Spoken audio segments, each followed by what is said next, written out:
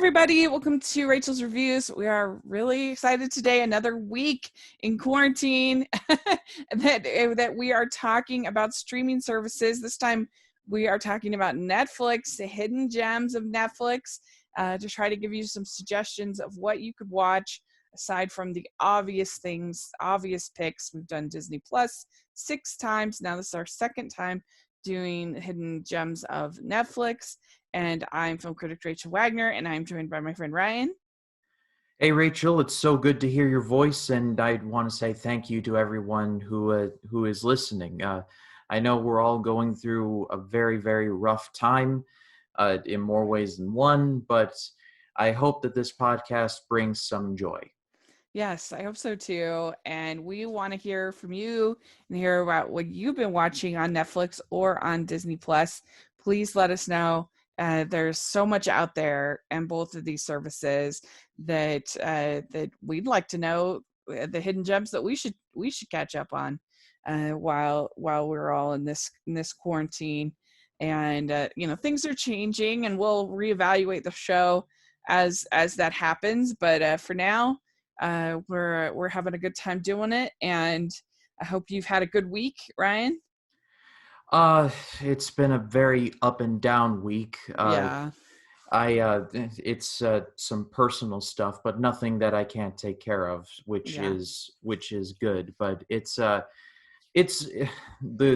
the effects of quarantine have really been affecting me. Like this past week, I was like, okay, I think I can get through this, but it's just in the past week where Yeah. it's just like a bunch of boulders have crashed on my shoulders, and I'm trying to maintain a certain level of gratitude because I'm in a much better position than a lot of other people, and I'm not trying to be like and I've never really been the oh woe is me type of person. I'm always like, all right, what do I got to do? All right, stand out of my way and let me do it. But it's just I've just gotten really down as of late. Yeah. But it's just when you get down, you got to get yourself back up.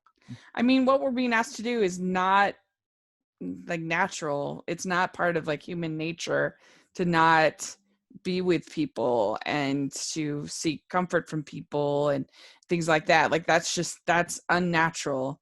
So it's gonna get all of us in one way or another, and we just have to listen to our leaders and make the best decisions we can and try our best to get through it as best we can. That's all we can do. It's like yelling at a brick wall. There's no, you're going to look really stupid yelling at it, and it's going to accomplish nothing. So right. You just got to, it's like an oil fire. You just got to let it burn itself out. Yeah. And sometimes you just got to yell at that wall, and that's what you need to do.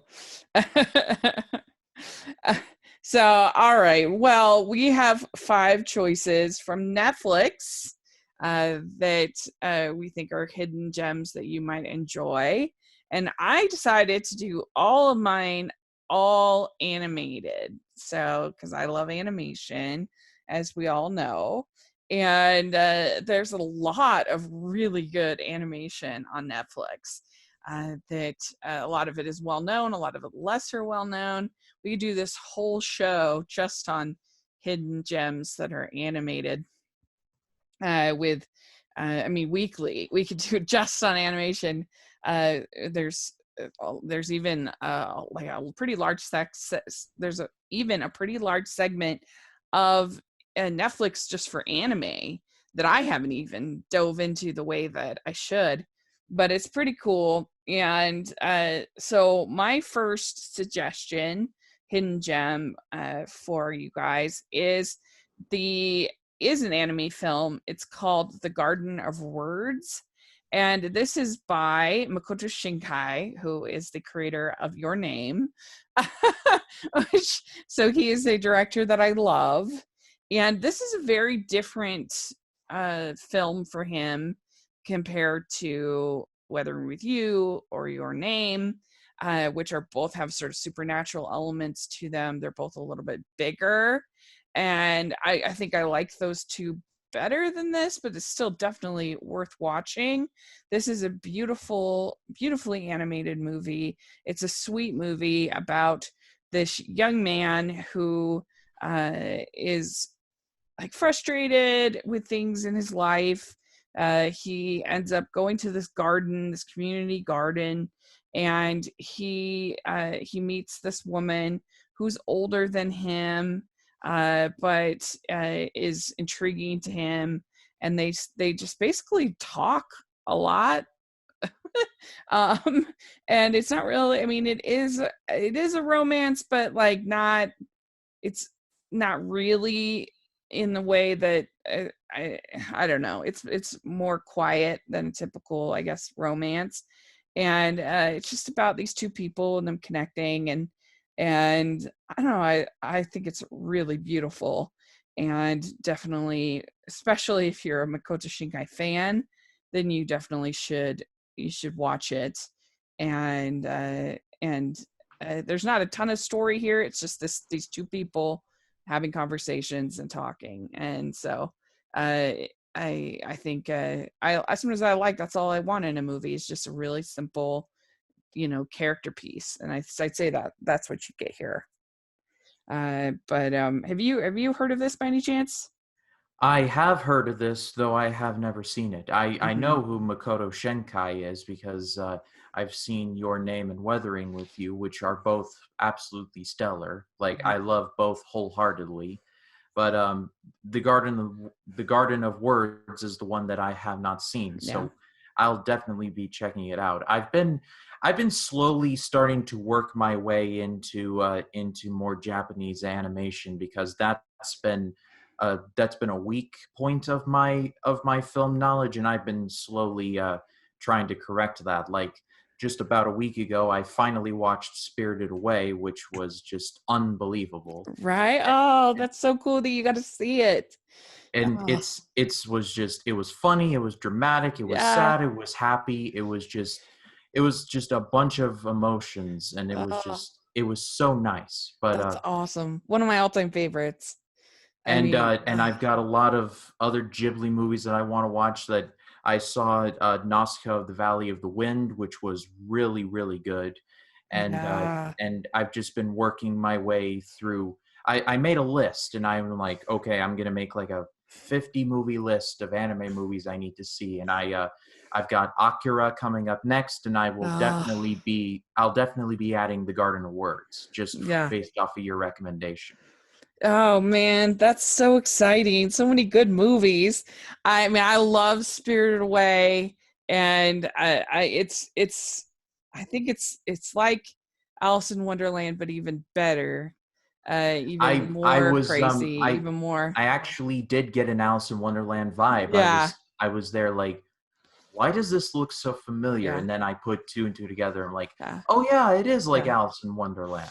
It's one of the most unpredictable movies I've ever seen, where I just had no idea what was going to come up next. It was going to be the giant baby, or is it going to be the boy who turns into a dragon? Like what? It was just so creative, and I love that film. And I there's so many other ones that you mentioned that I love. I do love Akira. It'll be very curious what you think, because it's very unique, very, very unique. But I think that's why I do love it. I was very fortunate. They actually played it at our local art house theater a couple of years ago for a they have a summer series, summer throwback series, where they would play kind of cult classic type films. And it's up by the college, and they did Akira, and it is a pretty amazing experience to see on a big screen. I definitely would recommend watching it on as large a TV as you have, if you can, when you watch it, as opposed to watching it on your phone or something like that, because it's just the sound design and the visuals are such an important part of the film. But yeah, that'll be really fun. I look forward to hearing what you think. But yeah, Garden of Words is totally different than Akira, like night and day. It's just these two people talking, but it's really beautiful. And Makoto Shinkai just does such a great job of capturing nature, and so and he does a good job also capturing youth and the sort of the desires of youth to be understood. I think that's really He important to him. he definitely captured that in Weathering with You, I Yeah. thought. That's a movie that's grown on me. I was so hyped for it that I don't even know if it was possible for me to be satisfied with it, because I was so excited about it, if that makes sense. Yeah. But so I was like a little disappointed when I first saw it, but then the more that I've seen it and the more I've thought about it, the more I've liked it. And I mean, I didn't dislike it, but yeah, it's really good. And anyway, and so I definitely recommend checking out Garden of Words. But what is your first pick? So all of my picks are going to be tied into more like they're going to have a bit of an edge to them. Ah, These are definitely. It's funny, and I did not plan this at all. But when Rachel, you sent me your list, and these were all these big, colorful animated films, I was like, well, mine are going to be these kind of lower, like darker movies that have a bit of an edge to them. So love you're it. bringing the yin, and I'm bringing the yang. That's awesome. So my first choice is from 2002, and it is called Road to Perdition. This is based on Mm. the graphic novel of the same name, and it was directed by Sam Mendes, who directed American Beauty, and I have many thoughts about that movie, but that's a side road. But he would eventually go on to direct Skyfall, which is great, and 1917, which is just an amazing achievement. But Road to Perdition tells a story of a hitman who works for a very affluent gangster family, and when the head gangster's son kills the hitman's wife and younger son, he and his older son go out on the road to try and find him and exact revenge. Uh, the draw of the movie is among many things, but to me it was the cast, because Tom Hanks is in it, and of course we all know who he is. I mean, he defeated coronavirus in a single stroke. So he's in there. A very young Jude Law is in there. A very young Daniel Craig is in there doing an very what British people think American people sound like accent. Like he's basically like I would like to have 2 American cheeseburgers, please, and minus all of that. Like he was really good, and That's his funny. accent would get better in Logan Lucky and in other movies. Knives Uh, Out. right, and Paul Newman is in Road to Perdition. Of course, he's a legendary actor who passed away in the early 2010s. May he rest in peace. And it's a very serious movie. It's got a lot of lighthearted moments too, and it's got a great father-son dynamic as well, because the movie starts out and the son doesn't really know what his father does. He kind of gets it, but he's like, oh, he helps people, like that's always nice. But then when the bottom drops out, he's like, he has to grow up really quick. Yeah. And it's a bit like a Logan X-23 dynamic from Logan, just Hmm. to make a comparison. Uh, I could go on talking about Road to Perdition all day, but it's a fantastic movie. It's criminally underrated, especially in terms of the comic book movie boom that we're in right now. Like if this had come out in like 2015 or 16, people would be like talking about it 20 times a day on film Twitter. Like it just would Hmm. never stop. Yeah. So Road to Perdition is definitely one to check out. I need to watch this because I've been long curious about it, because I feel like it's kind of a really weird role for Tom Hanks to take. He's It's always definitely not. It's Mm. definitely not the Tom Hanks, like the big Tom Hanks or the Yeah, I mean, Forrest Gump Tom yeah, Hanks. he's always so likable that he has very few roles where he's kind of a jerk. I mean, there's or here he's a gangster killing people and stuff. Like that's really weird. I mean, the closest I can think of is maybe he's kind of a sort of a jerk in That Thing You Do. Sort of this manager. He's kind of a But but I don't know. I mean, it's just really interesting. So I definitely have to check that out.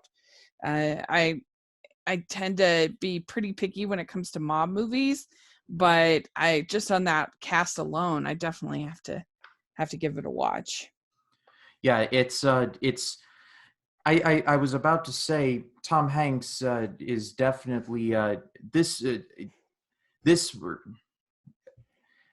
Road to Perdition came out during a time when DreamWorks was just really producing nothing but quality, like Saving Private Ryan, Gladiator, Yeah, Minority Report, like just hit after hit after hit, and this was right smack dab in the middle of it. yeah. Interesting. All right. Well, my second choice is a film out of France. It's called April: An Extraordinary World, and this came to the United States in 2016. And one of the things that I've always felt had such potential, but is rarely executed well, is the whole style of steampunk in movies. Most of the steampunk movies have been really bad. Whether you've got the Leagues of Extraordinary Gentlemen Wild or Wild Wild Wild West. West, or yeah, really bad.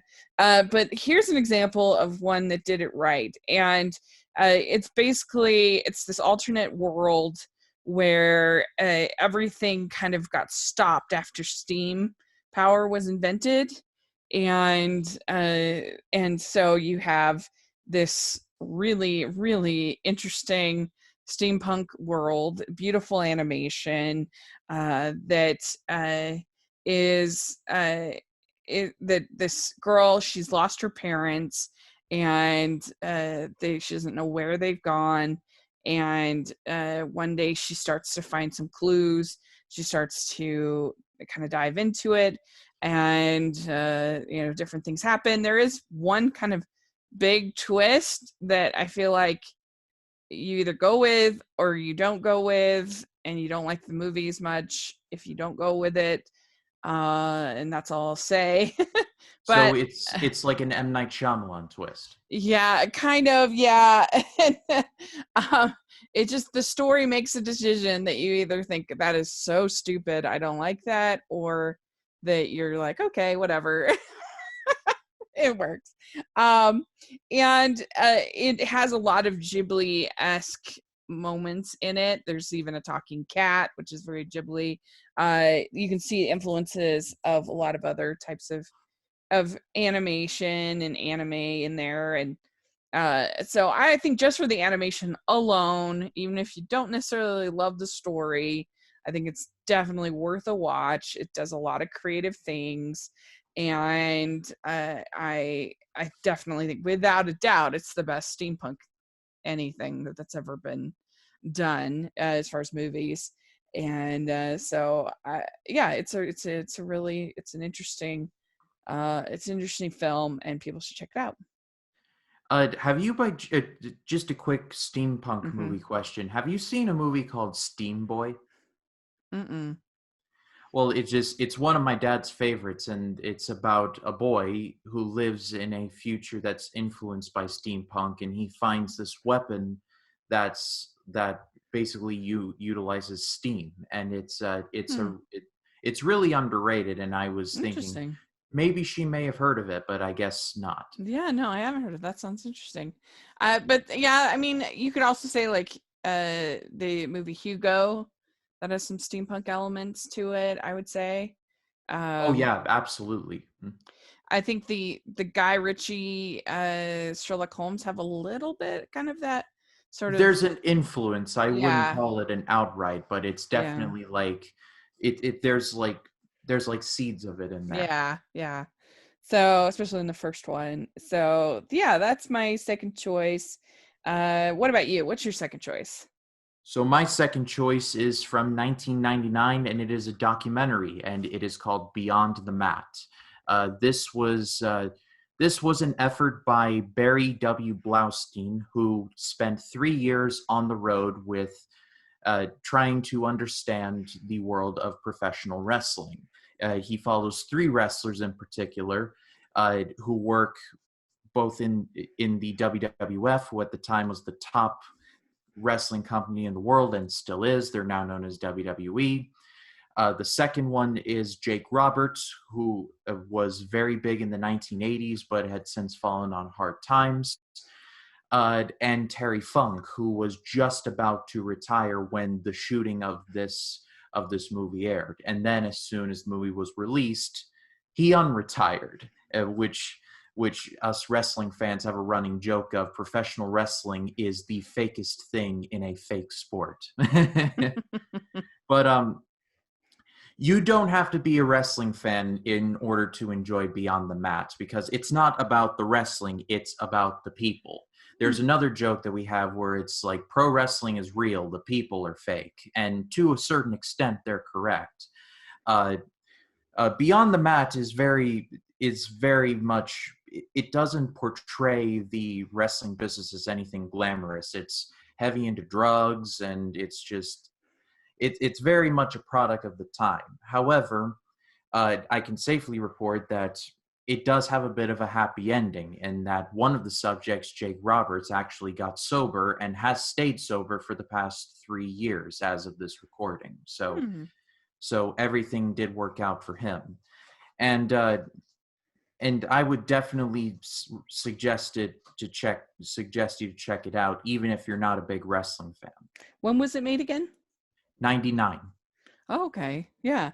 Cool. I love a good wrestling. I mean, not wrestling. I love a good sports documentary. I'm a big fan of whatever the genre, whatever the type of sports it is. I think it's just really entertaining to see that kind of character arc in a documentary. So that sounds really interesting. I'll definitely have to check that out. If I love 30 for 30, which are all sports documentaries from ESPN. It's a little rawer than that. It's a little more raw than that. Oh, okay. But I can safely say that that if you like 30 for 30, you will definitely like Beyond the Mat. It is the Citizen Kane of wrestling movies, if you will. Very good. Next choice, I am going to talk about the Angry Birds movie 2. Not the first one, which I wasn't a big fan of. I think that the sequel was actually better. And the story is not the best. It's pretty generic, but I just thought it was really funny, and they just kept going with the jokes, and they kind of never let up, and I think that's why it worked for me. They have a new director, and I actually got to interview him, and he was awesome. Thurup von Norman, which is just such a great name, and and he just brought a just never stop making me laugh, like go with the jokes, and it worked for me. And it's basically, you have the Pig Island, and you have the Bird Island, and all of a sudden there is this they have to work together to defeat this evil bird who wants to destroy the island with ice. For, like I said, the plot it does not matter, the plot, but what matters is that it was funny, and there's lots of jokes. And I particularly liked any of the jokes that had to do with music, when there was like a music cue, and that would always make me laugh. And I don't know, it's just one of those movies that if you were having a bad day and you want to laugh, click it on. You don't even have to watch the whole movie. You could just watch part of it and just laugh. It's a really good one that way, and I feel like that's like peak Netflix in a way, that right. You have something like that you can just stream and just have a good laugh. And did you see this? Go see this movie? I did, and not only did I see it, but when I posted my review, Mr. Orman and Mr. Rice, the other director, actually retweeted it. No way! And that's like one of the only other times that's like the only time that's ever happened. And so that was really, really, really cool. And in my tweet where I said this movie should not have been as good as it was, but it Yes. was. Mr. Orman replied to me and with just a smiley face emoji. Oh, So, yeah, he's a cool guy. Really, that's awesome. but about the movie itself, like this movie should have just been bottom of the barrel. Like, Yes. what are we doing here? About we're making a movie about a mobile app that hasn't even been relevant in a decade. I played Yeah. Angry Birds in middle school, and I'm 22 years old. Right. Like the movie came out at absolutely the wrong time. But I walked out of there like, why did I laugh at that as much as I did? Yeah. It was the ultimate definition of this should have been terrible, Yeah. and Well, and and yet it's a it didn't. sequel to a not that great movie to begin with. So it had all those things plus the fact that it was a sequel. Yeah, the Yeah. first one was royally bad, but this second one is literally an anomaly. It Yeah. shouldn't have been good, and by all accounts would not have been good, but somehow it Yeah. was. Exactly. I agree. And the animation, the one thing I did like about the first one is I thought the animation was pretty good. It did Uh, look nice. yeah. And so they continue that on into this to some pretty nice little CGI animation. So if you're up for it, then you'll enjoy it. And so what do you have next? So my next choice is again, is from 2011, and it is a movie called Drive. This Oh, was making a big splash in the festival circuit when it was being released. And normally, I'm just like festival movies because yeah. it's a coin toss. They're either going to be really really good or they're just going to be these pretentious art pieces that might as well be screened in like the Museum of Modern Art rather than the movie theater. Yes. But when Drive came out, I went in with no expectations, and I walked out of there like, "Oh my god, that was my favorite movie of that year." And my favorite movie of 2011 turned out to be Warrior, but Drive was Oh, pretty much Warrior's one so good. beat Yeah. because this is just an excellent movie. It tells the story of a Hollywood stuntman who, on the side, drives around criminals like the transporter. He meets Carrie Mulligan and they kind of fall in love. However, Carrie Mulligan is married to a very young Oscar Isaac who just got out of prison. And and the stuntman kind of helps Oscar Isaac with a bank robbery, and it goes south. And the movie just is about what happens after that. Hmm. This movie was directed by Nicholas Winding Refn, who would who had directed a movie called Valhalla Rising before that, and would direct a movie called Only God Forgives, also starring Ryan Gosling, who was also in Drive, and would also direct a movie called Neon Demon in 2016. And he hasn't really done all that much since. Is But Only God Forgives, is that actually a sequel to Drive? I actually have not seen it, so I couldn't No. tell you. I haven't seen any of his films yet. I just haven't seen it, but I've heard nothing but good things about Drive. So that's really cool, and I know it's visually also very striking and very well done. It's visually excellent, and the score is one of my favorites of that year. It's Hmm. just look up the song "Tick of the Clock" by the Chromatics. You'll thank me later. And also "Real Hero." Mm. It's I believe it's a band called College. It's "Real Hero" by College. Like those two songs are excellent. Cool. Yeah, very good. All right. Well, my next pick is a movie I actually have kind of mixed feelings about, but uh, it's its strengths are definitely make it worth recommending. It's called My Life as a Zucchini, which is actually it's about this little boy who is abused and treated horribly. He ends up in this home for orphans and through various things that it starts out incredibly brutal. And it's a little bit, I guess where I struggle with the movie a little bit is that you have these really cute little stop motion animated characters that are getting abused and treated terrible. And it is kind of, it's a shocking juxtaposition, but I think that also is intriguing to me. And so it's just a really unique, interesting film, because this film goes some dark places with people treating children just absolutely horribly. And but they end up in this home, and there's times when they get taken out of the home, and then they get re-abused. And I mean, there's really tough stuff in this movie, but it's also really sweet and really there's a point where they try to kind of, they band together to try to break this one girl out of having to stay with her aunt, because her aunt is awful. There's also these nice adults who are trying to help them, but they're naturally fairly skeptical of them. And I don't know, it's just a really weird movie.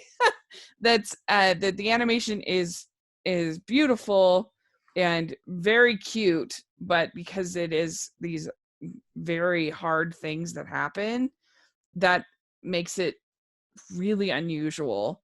And I don't know, I feel like there is in the end a hopeful message about these kids, and that there's hope for them with people who love them, and at least the fact that there's this home and that they love each other. And so I think it's definitely a very unique, interesting film that animation fans should definitely watch, just to see something very unique. Did you ever hear of this movie? I remember when it came out, I was still kind of picky choosy with the stuff that I saw in the theater, and I was Mm-hmm. just like, my life as a zucchini, what was our life as a squash taken? Like, good lord. But I guess judging from your recommendation, I was rather stupid for saying that. So It's definitely a weird name. I'll definitely take a look at it, knowing that you speak of it so highly. Yeah, I mean, I actually am somewhat conflicted about it, just because it is such a shocking thing to have these abuse and other things happen in this very sweet, adorable animation. It's just it's but I guess I recommend it just because it is so different, and I think sometimes that's worth checking out. So yeah, I mean, it got nominated for best animated film. And I love stop motion. Stop motion is always incredible. So I'd be curious to know what you think if you get to watch it, because it's just such a unique film. I will definitely add it to my list, and I'll definitely say something about it on Twitter at Yeah, RyanCam20, by the way. that'd be great. That'd be great. So what do you have next? So my next choice, we're going all the way back to the glorious year of 1973, and we're going to be talking about the original The Wicker Man. Now, to Ah, be clear, this is not The Wicker Man with Nicolas Cage, where he gets bees poured all over him. This is not that movie. yes. This is an actual good movie about a police officer who goes to an island off the coast of Scotland that he soon finds out practices pagan rituals. It's led by Lord Summerisle, played by Christopher Lee, a legendary actor, and the police officer is looking for this kidnapped girl who was last seen on this island. And he soon gets wrapped up in the whole pagan culture, and then it turns out very badly for him. That's all I will say. But The Wicker Man was released in the early 70s, and that was like a hotbed for horror movies around the world. Like you got it's a very short movie, at only like an hour and 29 minutes long, but atmosphere is the key. As soon as Detective Howie, the police officer, gets to this island, you immediately are like, okay, there's something off about this island, and you're just trying to maybe stay ahead, but you're not getting there. And then when Christopher Lee finally shows up, who up until that point was the second most famous version of Dracula in the Hammer horror films, who was known for being this big over the top, like basically being a vampire. And he's surprisingly, upbeat and pleasant. You're like, okay, this is definitely not good. And by the end, you're just stunned. It's not like a run out of the theater terrified, but it leaves you stunned. I will say that The Wicker Man definitely influenced Ari Aster to a certain degree, who directed Midsummer. And if you saw Midsummer and you saw The Wicker Man, like, there's definitely a lot of connections. But The Wicker Man is definitely underrated. It's not for everyone. There's a lot of really weird stuff in there, but if you can get past that, it's definitely worth a shot. Cool. Yeah, I've definitely heard of it. That's for sure. So that's really cool. I feel like our picks or both of I'm our going picks. south and you're going north. No, I feel like both of our picks were kind of experimental in that round, so that's kind of fun. There's lots for everybody on Netflix, which I enjoy. So all right, my last pick is a movie that we talked about when we did our best animated films of the decade, the podcast, and Memory.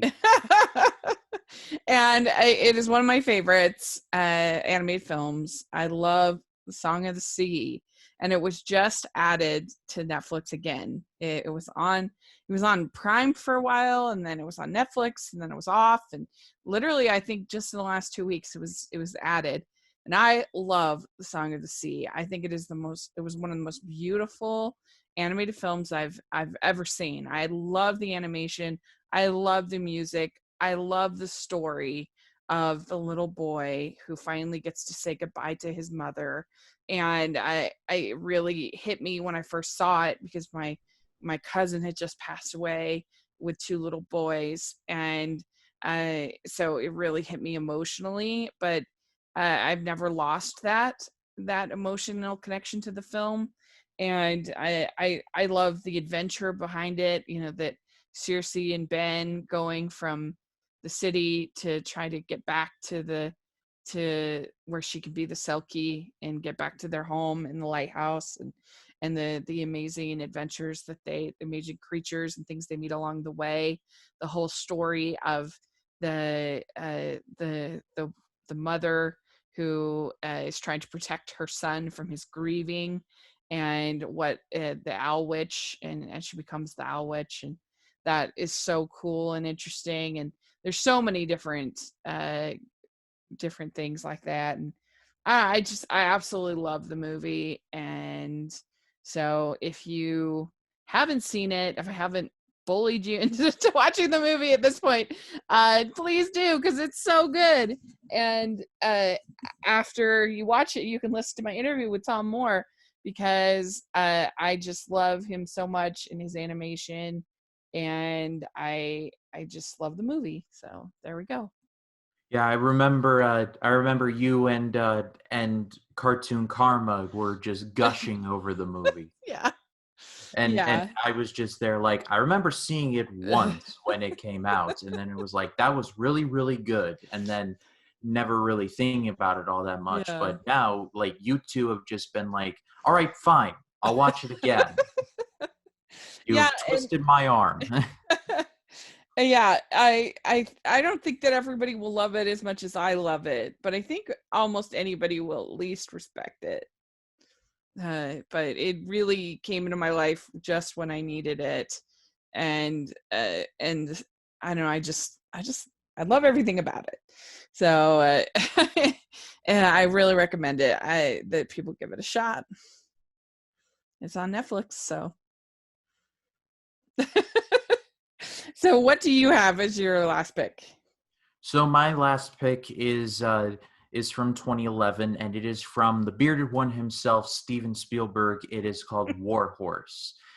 This Yes. this is a movie that I saw in theaters with my mom and my dad, which was very rare for all three of us to go. It was normally me and my mom or me and my dad, but never all three of us. But that was one of the one times where all three of us went. Hmm. And this movie has just been one of my favorite Spielbergs for a very long time. And this is coming from someone, being Spielberg, who has just had a career of just putting out just banger after banger. It's probably no surprise that Warhorse definitely flew under the radar, especially when it comes to Spielberg. But it's always stuck with me, and it's always been something that I've always loved. It's about this young boy who finds a horse and names him Joey. And during World War One, Joey is sent off to fight in the war, and he turns out to be a pretty extraordinary horse. And there's just really some truly beautiful scenes, both visually and in terms of story.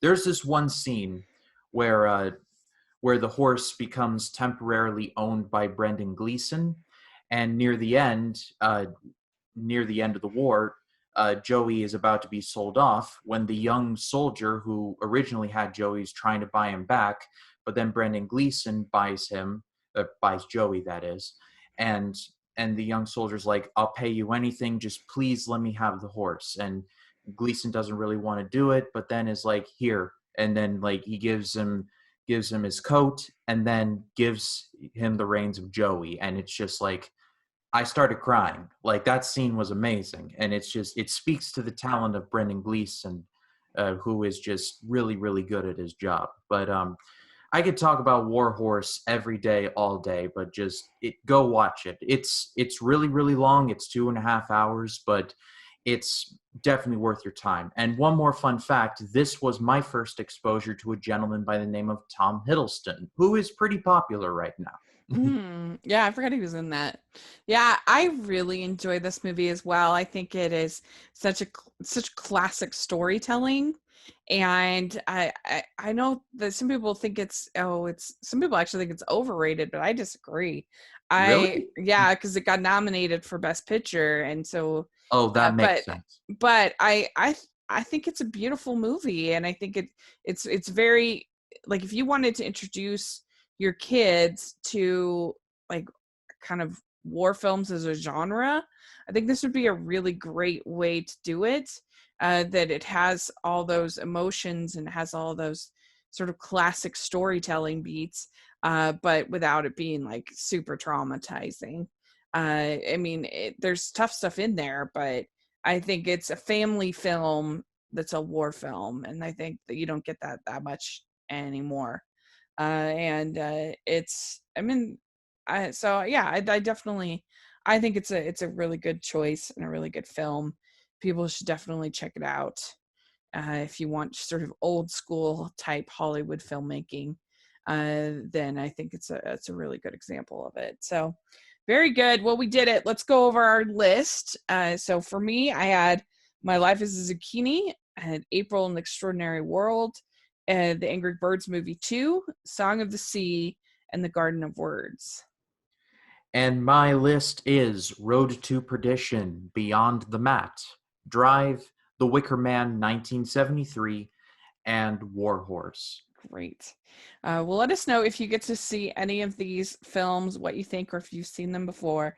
We'd love to hear your thoughts and what you're watching on Netflix. And Ryan, how can people find you? They can find me on all social media like Facebook, Twitter, Instagram, and Letterboxd at RyanCam20. And then, of course, there's my YouTube channel, Ryan Cam Movie Reviews. We are recording this on a Monday, and that is when my video on Gone with the Wind for Yeah. my long-running series covering the AFI's top 100 movies of all time list dropped. I talked about Gone with the Wind and if it still holds up. And then on Wednesday, I will be releasing my video for Lawrence of Arabia, and then after that, Schindler's List on Friday. So you've got a lot of stuff to look forward to on the channel. Yeah. It's your week of reviewing very long films. Yeah, I know. It was a total accident, and I was like, oh, like these three movies, this shouldn't be a problem. And like all of them are north of 3.5 Yeah. hours long. And I'm like, good Lord. I mean, trust me, they were all really worth it. I Yeah. mean, at least for Lawrence and Yeah. Schindler's, because they were both excellent. Yeah, yeah, very good. Definitely check that out. I'll have that in the description section, and you can find me at Rachel's Reviews, all of our social media, iTunes, YouTube, and on Rotten Tomatoes. So check that out, and make sure you're following the Hallmarkies podcast for a lot of really fun stuff we're doing over there. So check that out as well. And thanks so much, Ryan. This is always so much fun. I look forward to it every week, and we will talk again next week, hopefully. Yes, we certainly Okay. will. Bye, everyone. Bye.